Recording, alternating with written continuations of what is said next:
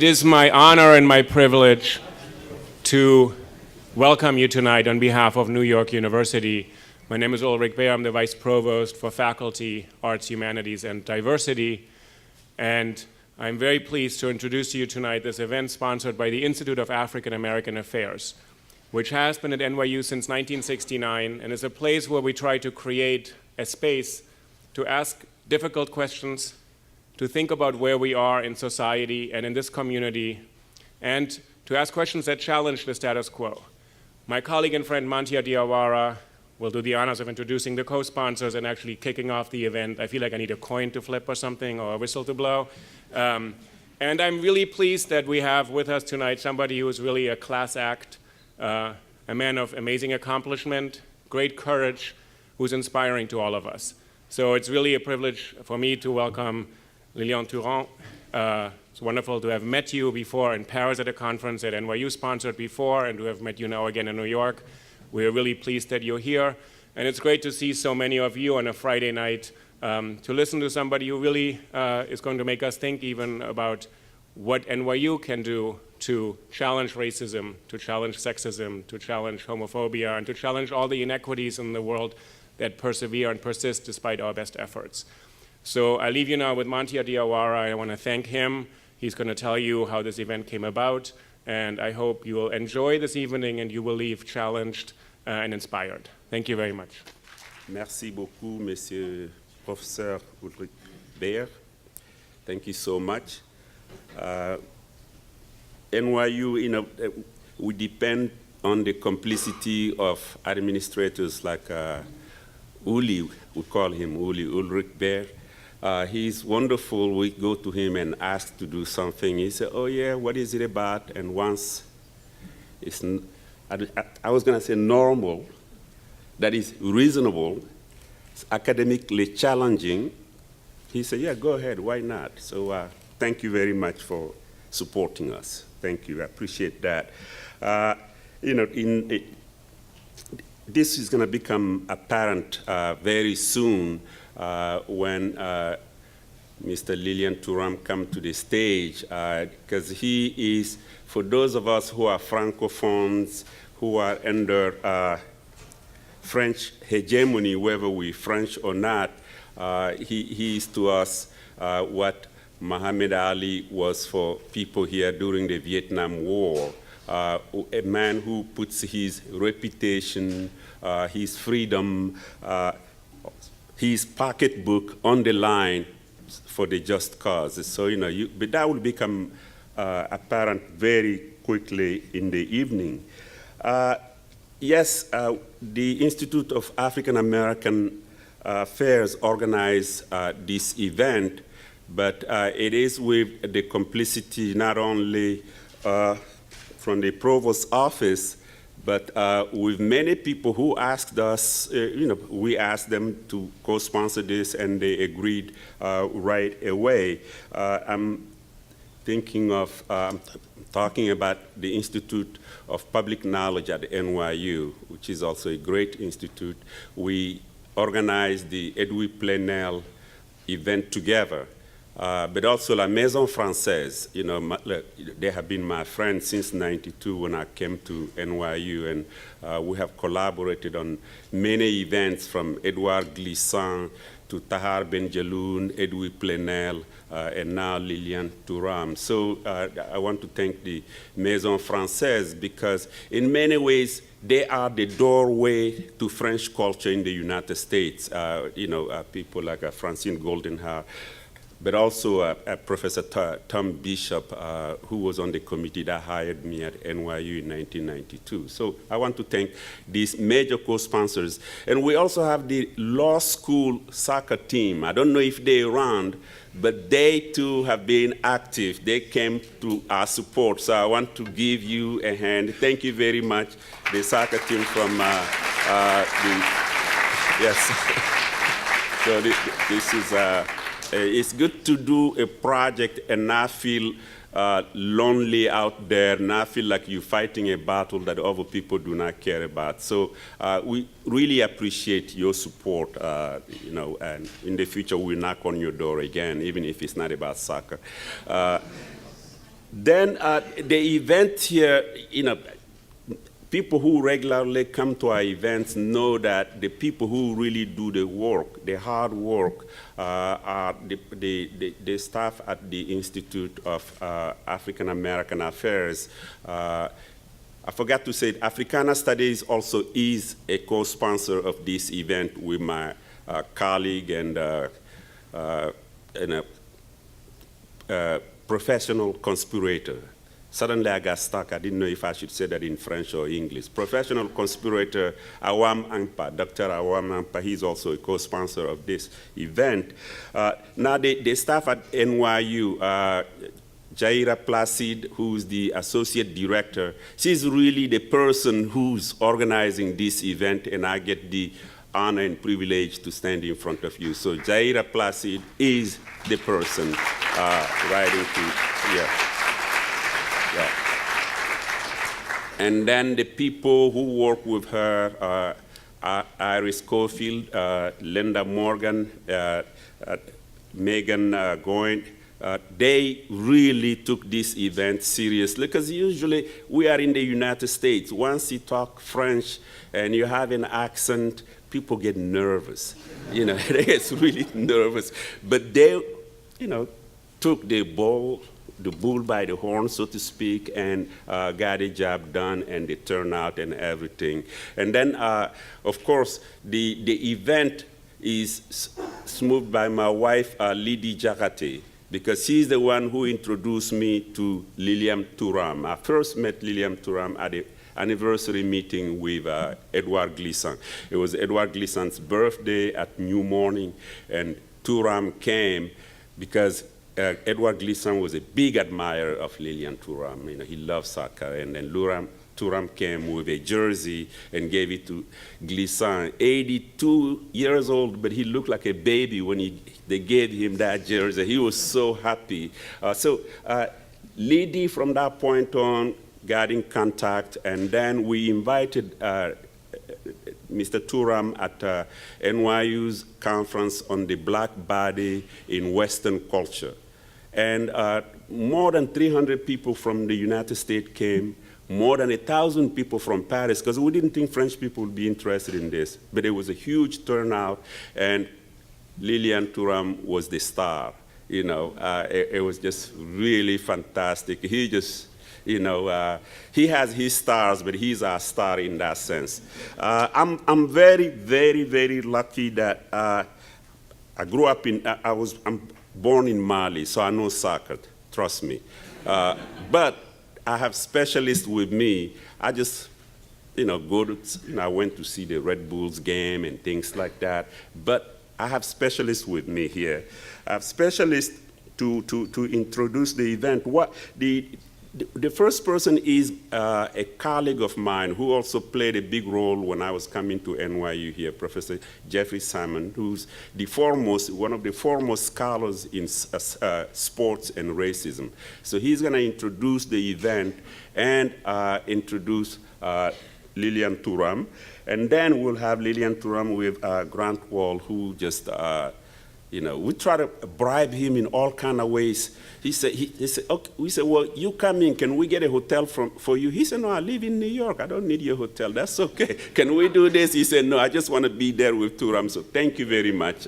This is really, I'm grateful. You hiding there. Okay, so thank you so much, writer for Sports Illustrated. So I really appreciate this. And I will invite my colleague, Professor Dr. Jeffrey Salmon, to come now and introduce the event. Thank you. Merci beaucoup. Welcome, and what a wonderful turnout. And I'm sure it's going to be a worthwhile event.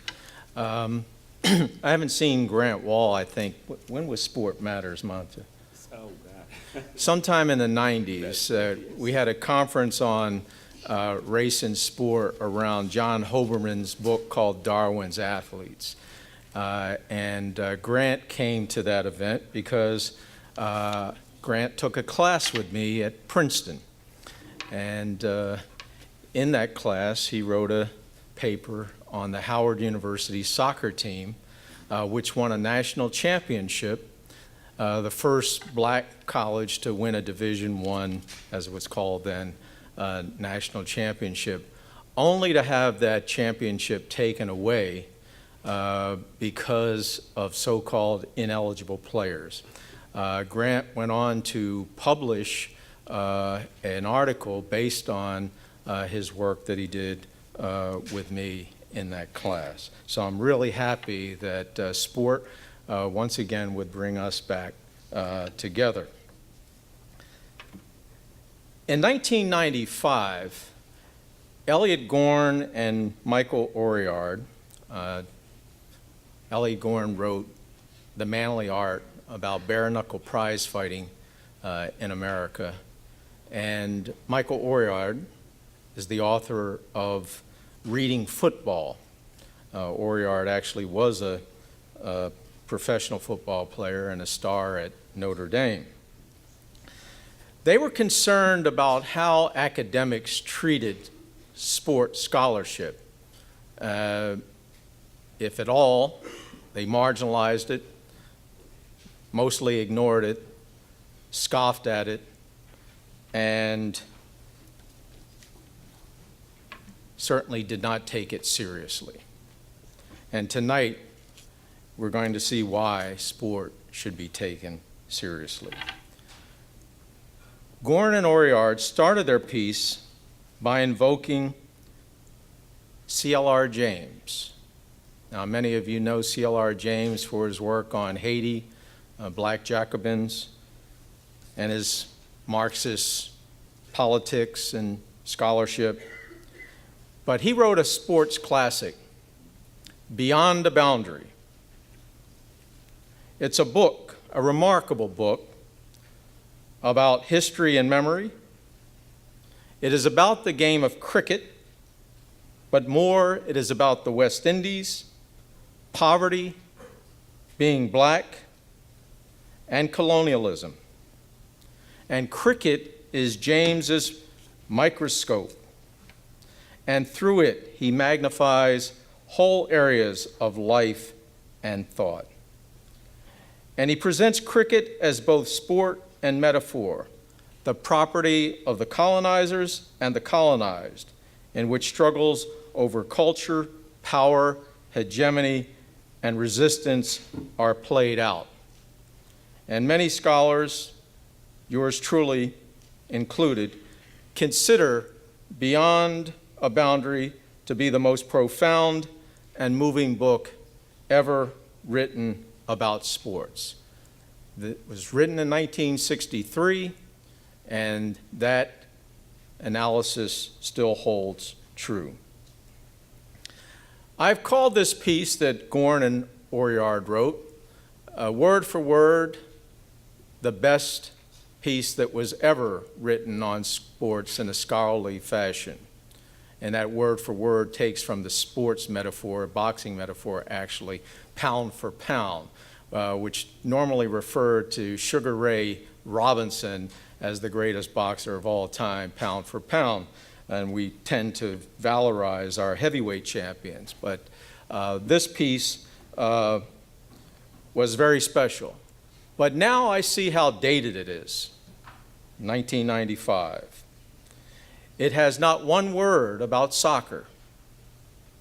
And of course, this piece was focused on sport in the United States, and in 1995, soccer wasn't very important here. And scholarship has taken a turn, too, in a transnational and trans-regional direction, which this piece ignores. So soccer, often called the beautiful game. It's interesting how some things, can be really ugly and have these wonderful nicknames, like boxing, the manly art, the sweet science. Certainly, soccer on the field is beautiful, but it has some very ugly elements, which you'll hear about tonight. We know about, certainly, hooliganism. We know about chauvinism, local and national, in soccer. and we'll also learn a lot about racism in the sport as well. And some very recent incidents, Yaya Toure against the CKSA team in Russia, and